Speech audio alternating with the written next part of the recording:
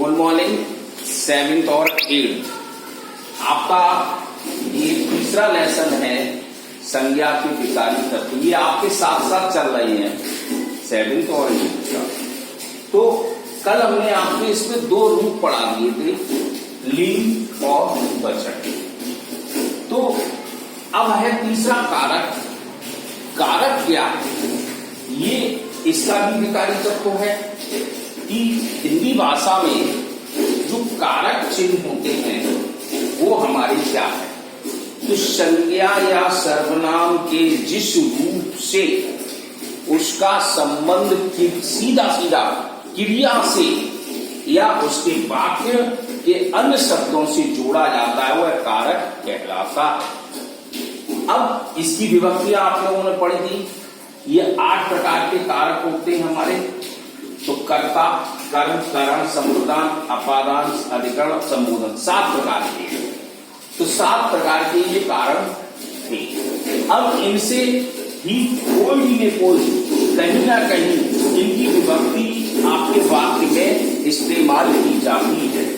तो जैसे क्या थी विभक्ति?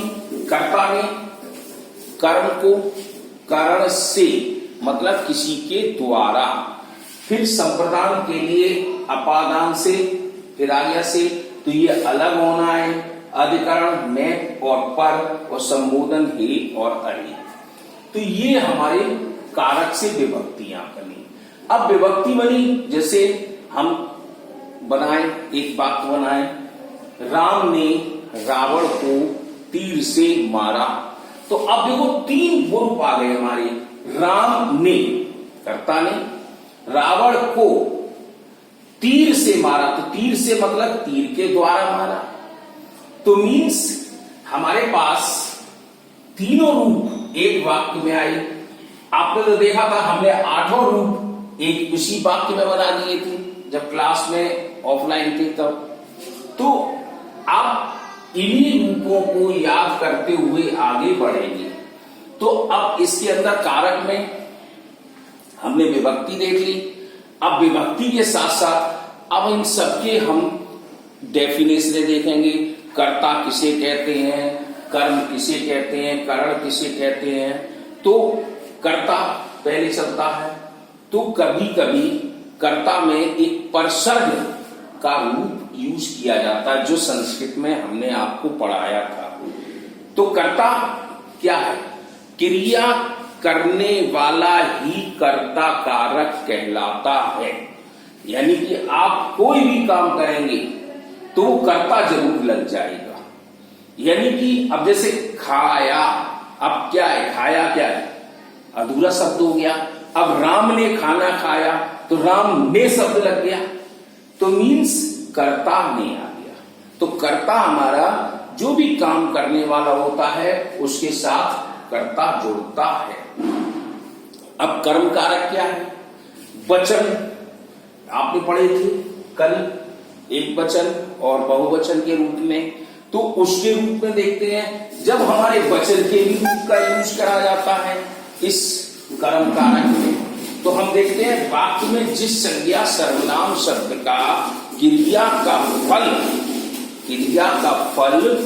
जब वाक्य पर पड़ता है तो वो कर्म कारक बन जाता है। अब जैसे हमने क्वेश्चन करा था, राम ने रावण को, रावण शब्द हो गया हमारे पास। तो मीन्स क्या है? जो फल पड़ रहा है मारना, मारने का फल कर्म के ऊपर पड़ा, तो कर्म हमारा कारक बन गया। तीसरा है करण। अब करण कारक में क्या देखते हैं? किसी के द्वारा। अब जैसे आप किसी के द्वारा कोई चीज लाते हैं तो वो करण में जुड़ जाती है। तो इसमें क्या? कर्ता जिस साधन से कोई काम पूरा करता है। अब कर्ता ने काम तो पूरा कर दिया, राम ने रावण को तीर से मार दिया। तो तीर से जो मारा था तो वो करण की कर। तो मीन्स क्या? कर्ता हमारा जिस साधन से कोई भी कार्य पूरा करता है वह करण कारक कहलाता है। अब आगे बात चलते हैं। तो ऐसे ही सेंटेंस को जोड़ दें। राम ने रावण को तीर से मारा सीता के लिए। तो अब सीता के लिए लगा दिया हमने था, तो के लिए शब्द जुड़ गया। अब संप्रदान में क्या कहता है? कर्ता द्वारा जिसका क्रिया, जो भी क्रिया की जाती है उससे कुछ ना कुछ अवश्य दिया जाता है, मतलब उसके ऊपर कुछ ना कुछ प्रभाव पड़ता है। जैसे हम एक एग्जाम्पल करते हैं, मैंने पापा के लिए एक पेन खरीदा, तो पापा के लिए, तो ये हमारा संप्रदान हो गया। तो यहां पर जो करता है मैंने, तो मेरा प्रभाव सीधा सीधा संप्रदान पर जुड़ रहा है। अगला चलता है अपादान से अलग होना, यानी पेड़ से पत्ते गिर पड़े तो पेड़ से अलग हो गए। तो यहां भी देखो वही चीज है, सब में संज्ञा और सर्वनाम यानी कर्ता शब्द जुड़ जाता है। तो आप देखेंगे संज्ञा सर्वनाम के जिस रूप से एक वस्तु की दूसरी वस्तु से अलग हो जाना अपादान कारक कहलाता है। तो अब मीन्स हमारे पास आ गया, जैसे पेड़ से फल गिरा तो पेड़ और फल अलग हो गए। तो हम ये भी कह सकते हैं, मैं बाजार से सब्जी लाया तो सब्जी बाजार से अलग हो गई, तो मीन्स अपादान के लिए आ गया। अब आता है हमारे पास अधिकरण, एक संबंध नहीं लिखा है इसमें, संबंध और लिखा,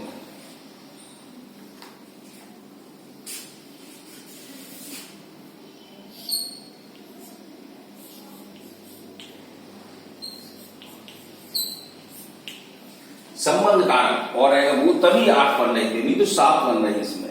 तो अपादान का हो गया। अब संबंध जुड़ता है, संबंध के लिए हम क्या करते हैं, यहां पर संबंध का, की, के,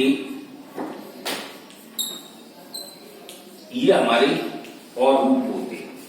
अब संबंध क्या है, संबंध कारक में देखें का, की, के, रा, री, रे, तो ये शब्द हमारे एक वाक्य से दूसरे वाक्य को जोड़ने का कार्य करते हैं। तो हम कह सकते हैं संज्ञा या सर्वनाम के जिस रूप से किसी व्यक्ति या वस्तु को दूसरे व्यक्ति या वस्तु से जोड़ा जाता है। जैसे यह राघव की किताब है, तो की जुड़ गया तो हमारा संबंध हो गया। अब है हमारा 7वां अधिकरण। अधिकरण क्या है, संज्ञा या सर्वनाम के जिस रूप से क्रिया के आधार, स्थान, समय का बोध कराता है वह अधिकरण कहलाता है। इसमें में और पर, जैसे पेड़ पर बंदर उछल रहे हैं तो पर शब्द आ गया, पार्क में बच्चे खेल रहे हैं तो में शब्द आ गया, तो ये अधिकरण है। और लास्ट है संबोधन, जिन शब्दों का प्रयोग किसी को पुकारने में, यानी कि हम लोगों ने एक इसमें शब्द पढ़ा है, अरे हे शब्द किसमें पढ़ते थे, विस्मयाद बोधक वाक्य में। एकदम कोई घटना घट जाती है तो वो हमारे संबोधन में चले जाती है। तो हम कह सकते हैं जिन शब्दों का प्रयोग किसी को पुकारने में, ध्यान आकर्षित करने में प्रयोग या चेतावनी देने में प्रयोग करते हैं वह हमारे संबोधन कहलाते हैं। तो ये 8 कारण थे। तो अभी तो हमने 7 लिख दिए थे, 8वां हमने संबंध यहां लिख दिया। तो हमारे 8 कारक चिन्हों से हम पूरी इस कारक की कहानी को कर लेते हैं।